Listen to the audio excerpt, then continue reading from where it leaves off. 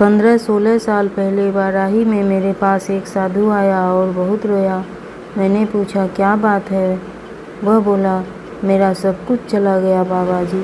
लोग मुझे भगवान जैसा मानते थे, अब मेरे सामने आंख उठाकर कोई नहीं देखता है। और रोने लगा।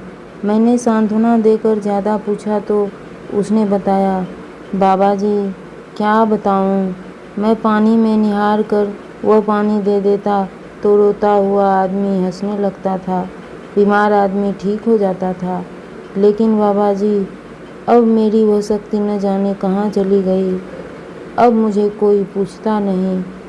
बुद्धि का मोह पूरा गया नहीं था, बुद्धि का तमस थोड़ा गया, बुद्धि का रजस थोड़ा गया, लेकिन बुद्धि पूरी परमात्मा में ठहरी नहीं थी। पूरी परमात्मा में नहीं ठहरी तो प्रतिष्ठा में ठहरी।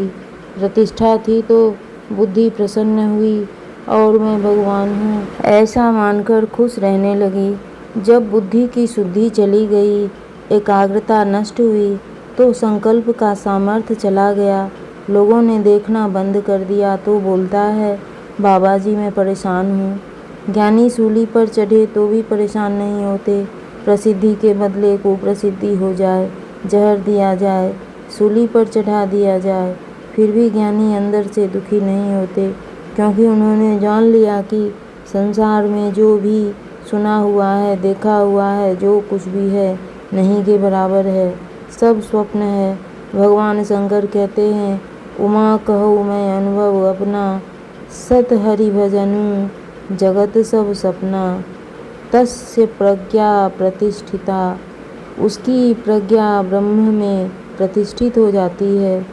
उस साधु के लिए थोड़ी देर में शांत हो गया और फिर उससे बोला, तुमने त्राटक सिद्ध किया हुआ था?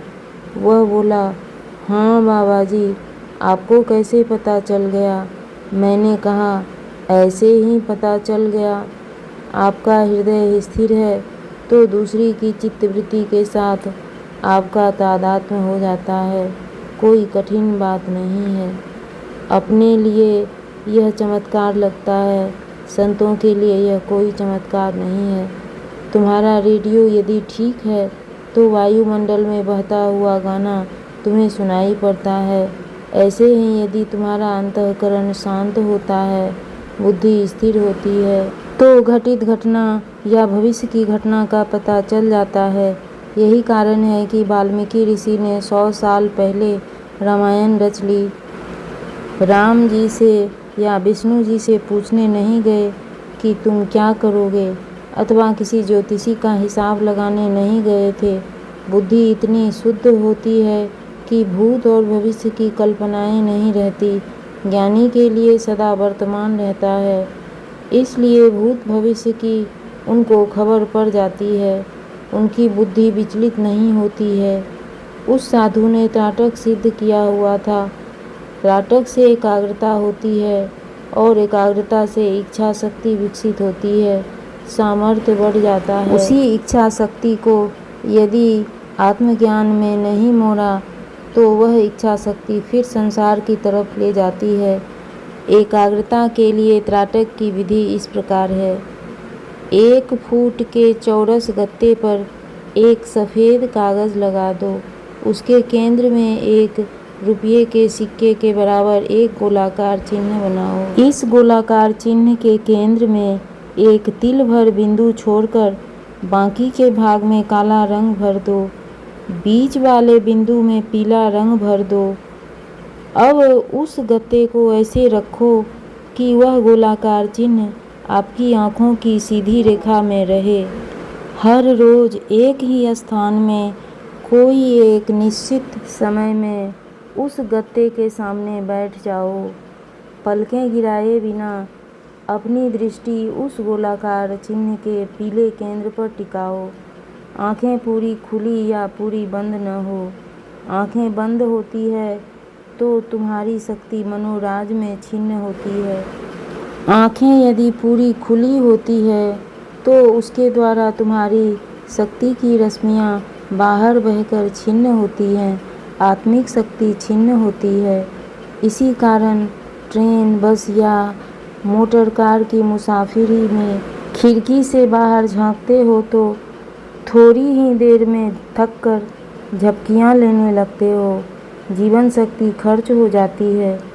उस पीले बिंदु पर दृष्टि एकाग्र करने से आँखों द्वारा बिखरती हुई जीवन शक्ति बचेगी और संकल्प की परंपरा टूटने लगेगी। संकल्प विकल्प कम होने से आत्मिक बल जगेगा। पहले 5 मिनट, 10 मिनट, 15 मिनट बैठो। प्रारंभ में आंखें जलती हुई मालूम पड़ेगी, आंखों में से पानी गिरेगा। रोज आधा घंटा बैठने का अभ्यास करो, फिर तो तुम ऐसे ऐसे चमत्कार कर लोगे कि भगवान की तरह पूजे जाओगे। उसके साथ यदि आत्मज्ञान नहीं होगा तो वह भगवान अंत में रोता हुआ भगवान होगा, मुक्त भगवान नहीं होगा। एकाग्रता सब तपस्याओं का माई बाप है। भक्ति परंपरा में पूज्यपाद माधवाचार्य प्रसिद्ध संत हो गए। उन्होंने कहा था, हे प्रभु, हम तेरे प्यार में इतने गर्क हो गए हैं कि हमसे अब न यज्ञ होता है, न तीर्थ होता है, न संध्या होती है, न तर्पण होता है, न मृगछाला बिछती है, न माला घूमती है। हम तेरे प्यार में ही बिक गए। जब प्रेमा भक्ति प्रकट होने लगती है तब कुटुंबियों का, संसारियों का, समाज का मोह तो हट जाता है, लेकिन फिर कर्मकांड का मोह भी टूट जाता है क्रमशः। हरि ओम।